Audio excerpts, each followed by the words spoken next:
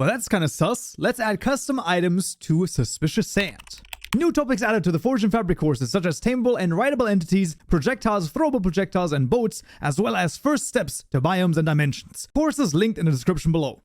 Alright, we found ourselves back in Intelligence More, and in this tutorial, we're going to be taking a look at how you can add a custom item to suspicious sand. Now, you might think, well, it's just modifying a loot table over here again. It is not as straightforward as basically the modifications of the chests, entities, or other things are, because the suspicious sand loot tables are kind of weirdly done. So the first thing we actually need is, we don't want to use the modify event, we actually want to use the replace event.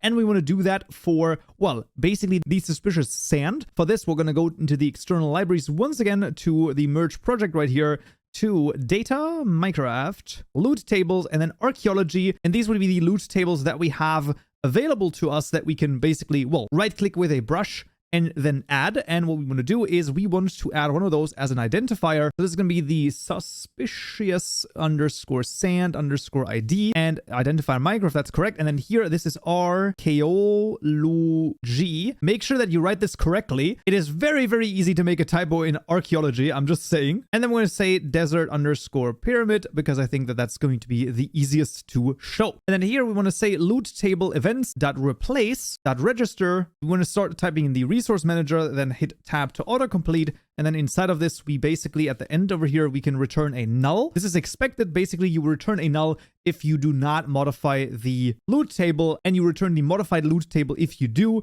So here we're going to say if suspicious sand ID dot equals, passing in the ID over here, and then here we are going to return inside of the if statement the actual entry. Now, how is this going to look like? Now we're going to have a list of loot pool entry called entries. This is going to be equal to a new array list, passing in arrays dot as list, and then we're going to say original dot pools. We're going to get the first pool, so passing in a 0 over here and then getting the entries of that. So this is going to be the entries of the that already exists. So if we take a look at the desert pyramid over here, this would be this list right here of these items. And now we can say entries dot add, and we can now add via an item entry over here, item entry dot builder, for example, mod items dot, let's say the metal detector, right? An ancient metal detector after the first closing parentheses dot build. And with this, we've added one entry. Now you can add as many as you want, right? You can also add then the coal briquette or something like that, right? So you can add as many as you would like. Just be wary though that as you add more, each individual item gets less likely to be found, obviously, as all of them have an equal chance to be found. So do keep that in mind, that if you add like 20 items here, then it's going to be all sorts of mayhem. And then we can say loot pool dot builder. This is going to be our pool. This is equal to loot pool dot builder, this time the lowercase version, dot width, and then passing in the entries list that we've made, and then just returning loot table dot builder dot pool, passing in the pool dot build. And there we go. All of the code, as always, of course, is available to you in the description below as well.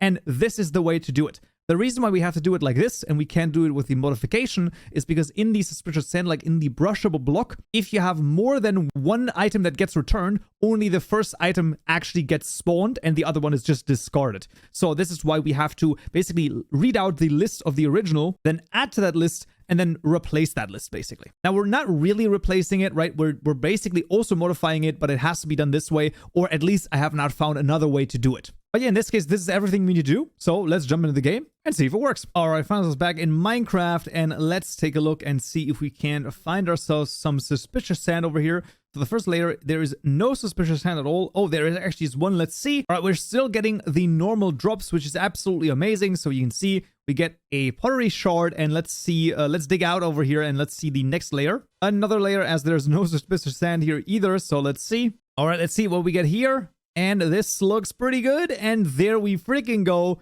We got a metal detector. So both our custom item works as well as the vanilla ones. They all still work. And see, this should be gunpowder over here. There you go. And then this is going to be another pottery shard. So everything would still work. And yeah, there you go. That is how you can add custom items to suspicious sand. And that's going to be it for this tutorial right here. And be sure to take a look at this video right here where we'll make a custom crop. Hope to see you there. So yeah.